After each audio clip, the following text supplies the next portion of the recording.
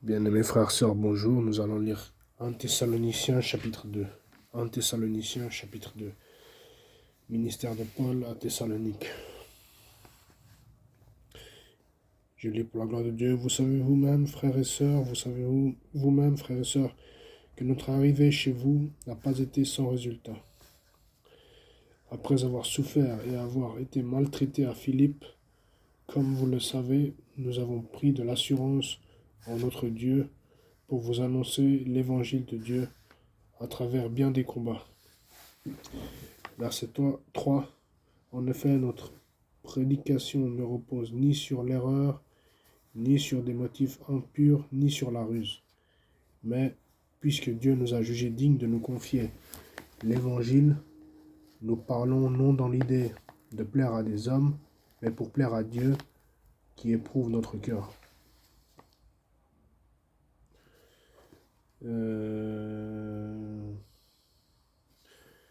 Pour plaire à Dieu qui éprouve notre cœur. Verset 5. Jamais en effet nous n'avons eu recours à des paroles flatteuses, comme vous le savez. Jamais nous n'avons eu la soif de posséder pour mobile. Dieu en est témoin. Nous n'avons pas recherché la gloire qui vient des hommes, ni de vous, ni des autres. Nous aurions pu nous imposer en tant qu'apôtres de Christ. Mais nous avons été pleins de bienveillance au milieu de vous, de même qu'une mère prend un tendre soin de ses enfants. Nous aurions voulu, dans notre vive affection pour vous, non seulement vous donner l'évangile de Dieu, mais encore notre propre vie, tant vous nous étiez devenus chers.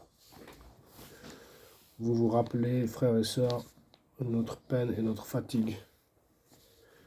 C'est en travaillant nuit et jour pour n'être à la charge d'aucun d'entre vous que nous vous avons prêché l'évangile de Dieu.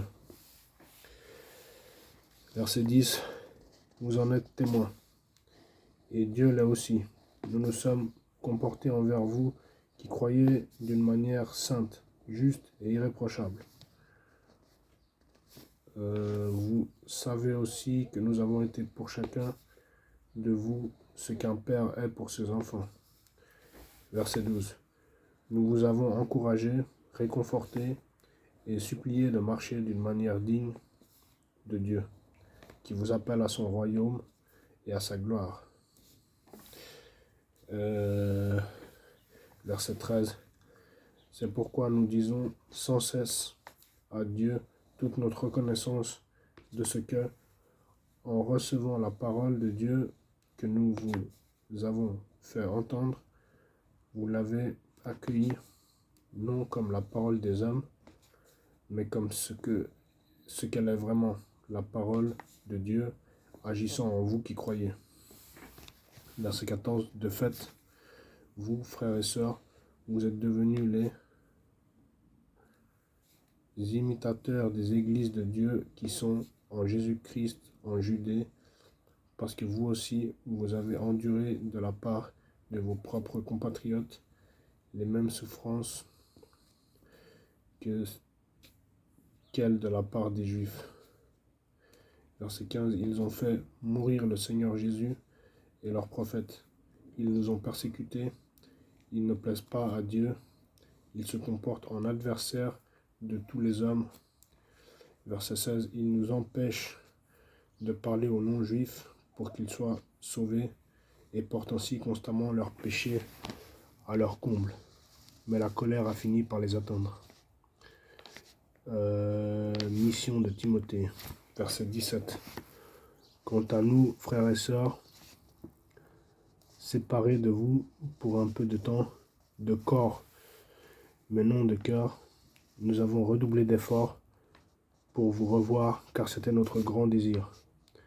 C'est ainsi que nous avons voulu aller vers vous, du moins moi, Paul, à 1 ou 2 reprises, mais Satan nous en a empêchés. Verset 19. En effet, quelle est notre espérance, ou notre joie, ou notre couronne de gloire? N'est-ce pas vous aussi, devant notre Seigneur Jésus lors de son retour. Oui, vous êtes notre gloire et notre joie. Je vais relire le verset 6, 1 Thessaloniciens chapitre 2, verset 6. Nous n'avons pas recherché la gloire qui vient des hommes, ni de vous, ni des autres. Nous aurions pu nous imposer en tant qu'apôtres de Christ.